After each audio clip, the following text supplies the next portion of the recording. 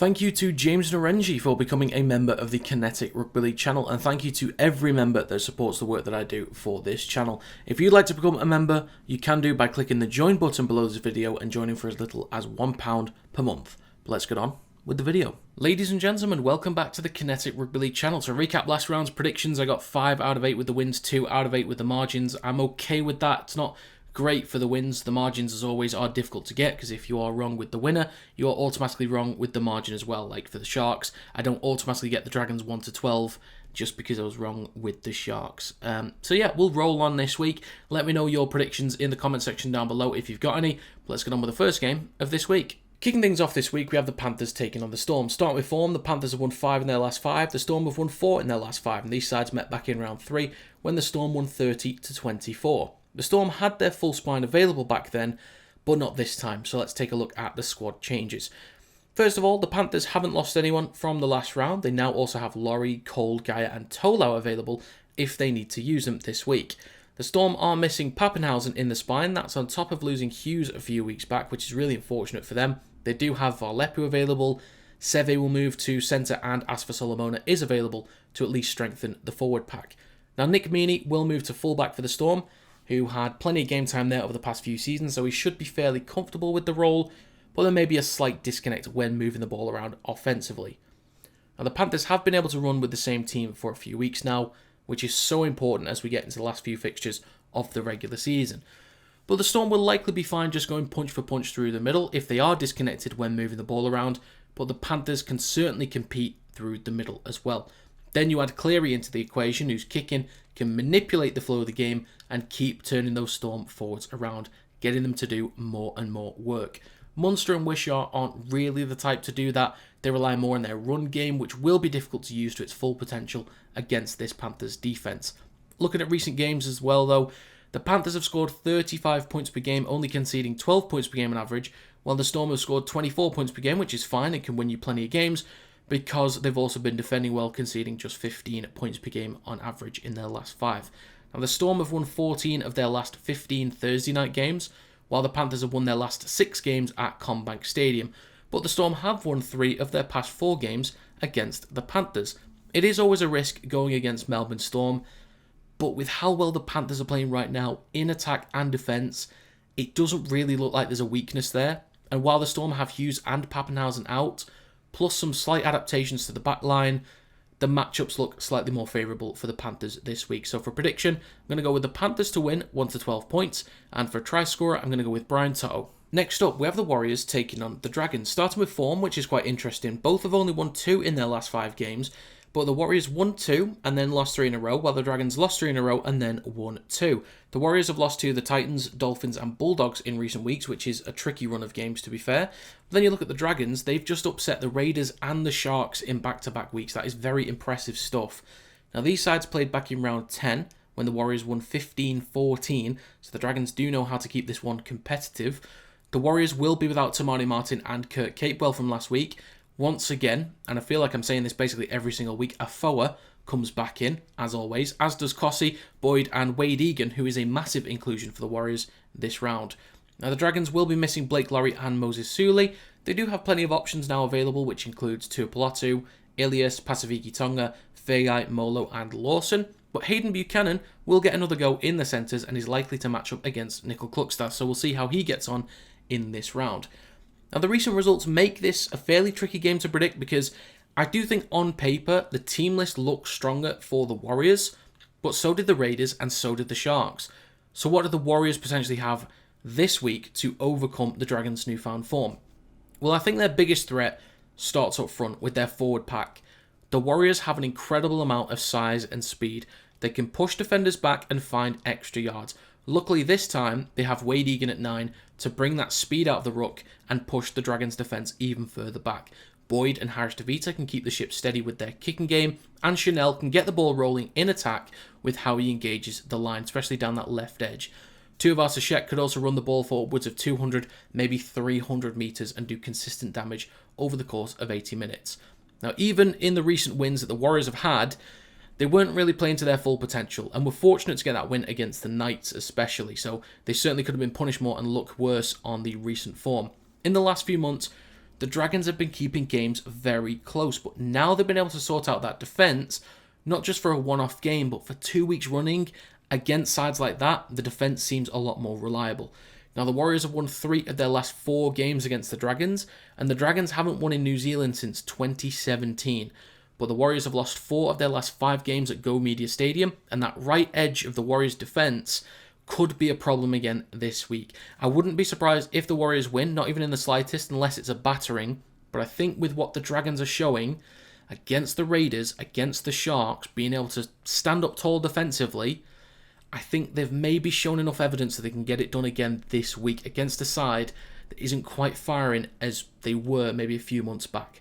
So for prediction, I'm going to go with the Dragons to win 1 to 12 points, and for a try scorer, I'm going to go with Corey Allen. Next up, we have the Roosters taking on the Bulldogs. Starting with form, the Roosters have won 3 in their last 5. The Bulldogs have won 4 in their last 5. These sides played back in round 11, and the Bulldogs won 24-20. Both sides come into this with an interesting feel about them because the Bulldogs just cleanly swept through the Warriors in the pouring rain and didn't look off the pace or fazed by the weather just one bit.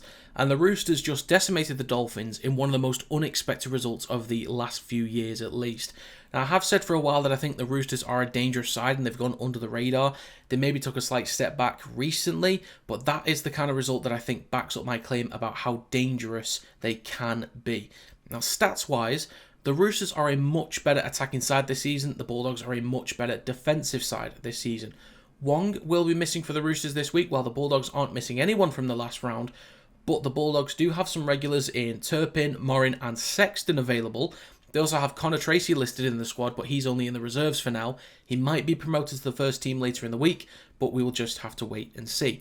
Now, both sides have been making adjustments in their backs in the last few weeks, with the Bulldogs becoming more comfortable with Galvin and Burton in the halves, and some changes in the back line with Tuala and Rinakama in there on the wings, as well as Kiraz moving to fullback in Tracy's absence.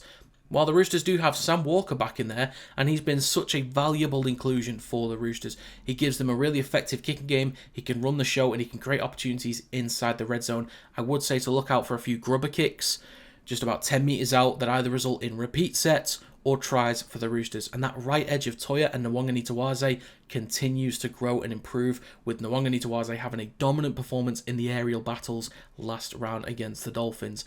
An issue for the Roosters this season is that they've lost 4 of their 5 games against top 4 opponents this season, so that is an obstacle they do need to overcome going into the finals, especially for mentality. And the Roosters have only won 2 of 8 games at Allianz Stadium this season, while the Bulldogs are looking to get 2 wins over the Roosters in a season for the first time since 2016. Now, you would assume it won't be nearly as easy for the Roosters to score tries this week, given how strong the Bulldogs are defensively, but they're starting to kind of peak at the right time. The Bulldogs are finding ways to win while they adjust, which is a good sign. If Connor Tracy ends up starting, then I trust the Bulldogs to win more. But for now, I will step back on the Roosters train for this week. So I'm going to go with the Roosters to win 1 to 12 points. And for a try scorer, I'm going to go with Mark Nwanga. Next up, we have the Sharks versus the Titans. Now, the Sharks have won 4 in their last 5. The Titans have won just 1 in their last 5. And this will be their first meeting of the season. The Sharks will be missing Britton Nicola and Jesse Ramian, who are both big misses to their right edge attack. So Hiroti will take the open centre spot and Burns will take the open spot in the back row. The Titans will once again be without Khan Pereira, and Brian Kelly will also be missing from the last round. However, the Titans do have some reliable options to bring in, such as Tony Francis on the wing, Philip Sammy, Tom Weaver, Moeki Fotueka and Tino Fasumilawi up front, and Keanu Kinney, who is currently listed in the reserves for now for the Titans. The Sharks' loss at the weekend put an end to a decent win streak, so it might just be a blip. While even though the results haven't been going the Titans' way, they're still getting close. Losing by 8 points to the Broncos, 1 to the Tigers, 4 to the Panthers, and 2 to the Rabbitohs, which is a game they probably should have won in my opinion against the Rabbitohs, but they are keeping games competitive against different types of opponents. That's a decent sign for now. Now, the Sharks' forward pack would have been too strong for the Titans in my opinion, but with Fotueka and Tino Fasumilawi back in there, that balances things out. But an issue for the Titans this week is having to deal with more changes in the backline. Of course, the Sharks will be dealing with that issue as well this week, but I think the Sharks have shown that they're capable of reliably putting up points or finding success in other areas, such as through the middle with their forwards, and we know that Fanua Blake could find some tries between the sticks this week. They've got a left edge that's fast and so good in the air as well with Ronaldo Mulatalo, and their spine is more reliable with the kicking game management, and creating opportunities all over the park. Now, the Sharks have won 10 of their last 11 games against the Titans, and the Titans haven't won at Shark Park since 2017.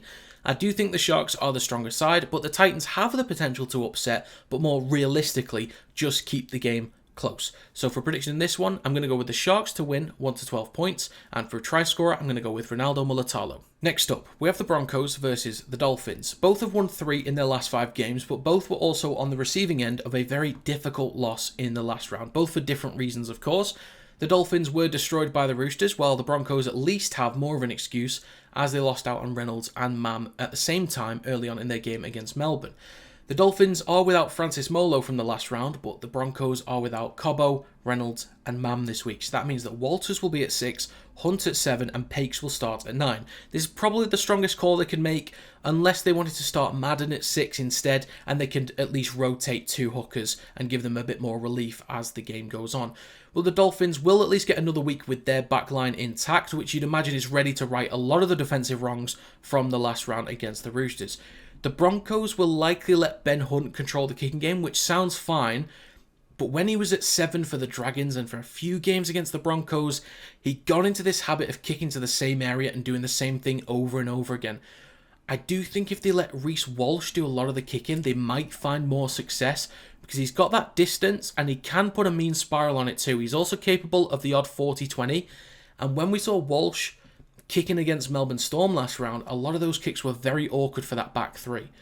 Now, while the Broncos make those adjustments, they should be fine in the forward pack and will likely just want to get into a battle through the middle, since they could win that battle with Payne Haas alone. But if the Dolphins keep moving the ball around to the edges, they could avoid the wrestle through the middle and they'll have some advantages out wide. Firstly, they have a spine that's intact and extremely quick, and a spine that can execute very, very well. Second, they have players like Kulakefu Finifewaki that can be used to target the Broncos halves on the edges, since you have his size versus the size of, say, Hunt and Walters. They also have the pace to target and beat Hunt, and on the other side, you could use Nikorima's step, or Katoa can call shapes to target Walters, who might be uncomfortable as the 3 or 4 in defender.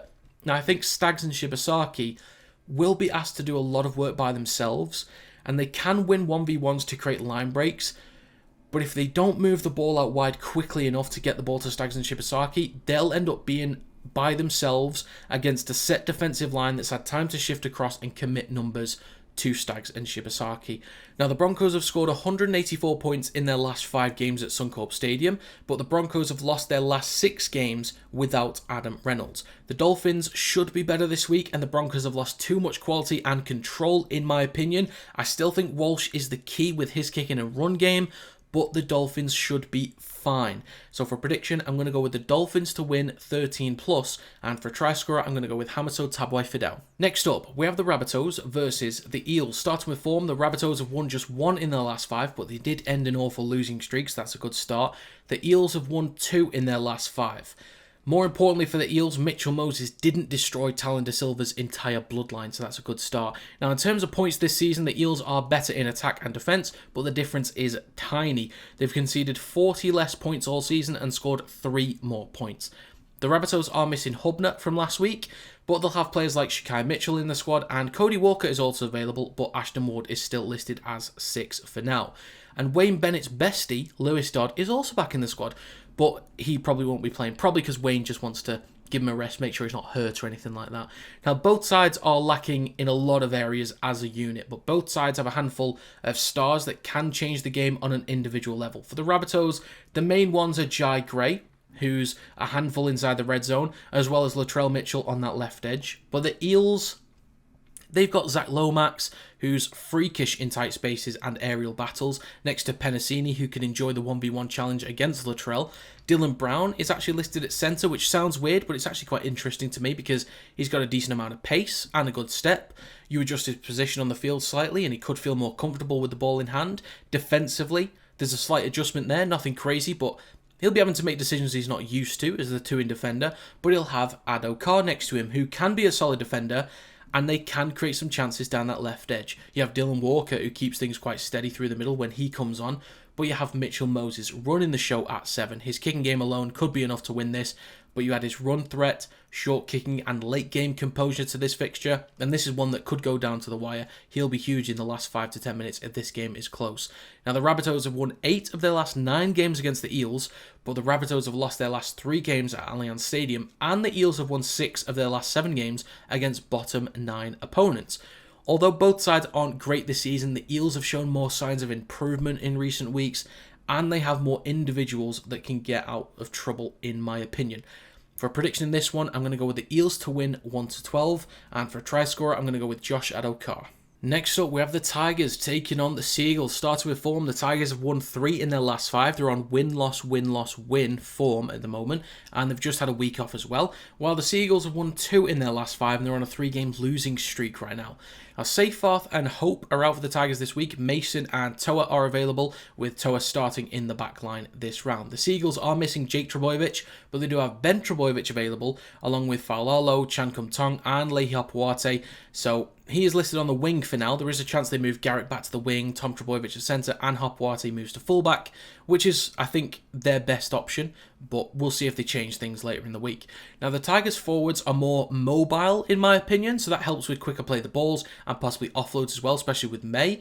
While the Seagulls forwards offer more power and impact, so they could get more post-contact meters. If Manly can slow down the ruck, they will win up front. Now, both sides also go into this with their best spines available, which is a good start as well. Maybe the Tigers are actually peaking at this point. With the week off as well, has it helped to come into this with fresher bodies, or will it take away some of the momentum that they've been building in the last few weeks? We will see. Now, the Seagulls have lost 3 in a row, scoring just 4 again, and 12 in their last 3. But against the Raiders, they were somehow in that game for a long period of time, and they weren't too bad in one of the other previous games too, at least for the first half. Can't remember which one exactly, I do apologise. Now, these sides met back in round 17, and the Seagulls won 28-10.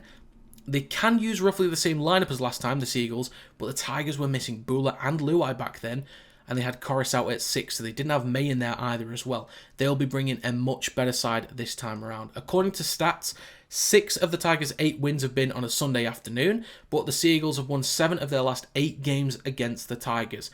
Now, I think the Tigers will look solid in this game and give Manly a really rough time through the middle especially. The Tigers have been inconsistent, while the Seagulls have just been poor in the last few weeks. I do think, though, the Seagulls' potential for points is much higher than the Tigers, and this is their easiest opponent that they've had in the last 4 weeks as they've played the Storm, Bulldogs, Roosters, and Raiders recently. So for prediction, I'm going to go with the Seagulls to win 1-12 points, and for a try scorer, I'm going to go with Jason Saab. Finally for this round, we have the Cowboys versus the Knights. The Cowboys have only won 1 in their last 5, but the Knights have won 0 in their last 5. Seems that both sides kind of forget what defence is in some weeks. The Cowboys have scored 20 points per game in their last 5, conceding 27.6 points per game, while the Knights have scored just 15.4 points per game, conceding 33.2 points per game in their last 5. Both are bad, but one is significantly worse. The Knights' defence overall this season is miles ahead of the Cowboys, but it hasn't helped in recent weeks, has it? The Cowboys' attack is also miles ahead of the Knights. Cohen Hess is missing for the Cowboys, but they at least have McLean, McKaylee and Lawton back in to add to the forwards. The Knights are without Crosland and Gamble from last round, so their spine is now Connor Votano, Jake Arthur, Jack Cogger and Jaden Brayley, which isn't really a spine that would strike fear into many sides, to be honest, but I'm happy to be proven wrong this week with Votano and Arthur getting a chance to prove themselves this week. Now, the Cowboys have their strongest spine available, which is Drinkwater, Clifford, Dearden and Robson. They will feel more comfortable with combinations this week, but I do like the battle in the forwards. Both have big and skillful players up front. McLean and Taumalolo versus Saifiti and Thompson should be really, really good to watch. I think the battle in the back line could favour the Knights heavily this week with Young, Gagai, Best and Marju. They can win their individual battles on the edges and keep this game more competitive against the Cowboys side that can be poor in defence. Now, the Cowboys have won their last 4 games against the Knights, and the Knights haven't won in Townsville since 2015. All other recent stats lean in favour of the Cowboys, and the difference in spines could be the difference in this game as well. So for prediction, I'm going to go with the Cowboys to win 13+, and for a try scorer, I'm going to go with Tom Dearden. So to recap my round 24 predictions, I'm going to go with the Panthers, Dragons, Roosters, Sharks 1-12, Dolphins 13+, Eels and Sea Eagles 1-12, and the Cowboys 13+. In terms of win confidence, I'm at 70%. I'm fairly confident with the Panthers, unsure about the Dragons, fairly confident with the Roosters, Sharks, Dolphins and Eels, unsure with the Sea Eagles at the moment, but fairly confident with the Cowboys. For margin confidence, I'm at 85%. There are a lot of 1-12 margins in there, but I do feel like a lot of these games are very, very close and possibly 1-12 either way. So there you have my recap for this round. As always, if you guys have your own predictions, please do let me know in the comments section down below. And if you enjoyed, feel free to leave a like. It does help to get the video out there to more people. Subscribe to the channel to stay up to date with more Kinetic Rugby League content. There's a Discord invite link in the description if you'd like to join it. And if you'd like to become a member and support the work that I do for this channel, you can do by clicking the join button below this video and joining for as little as £1 per month. But that's going to be it. Thank you very much for watching, and I will see you next time.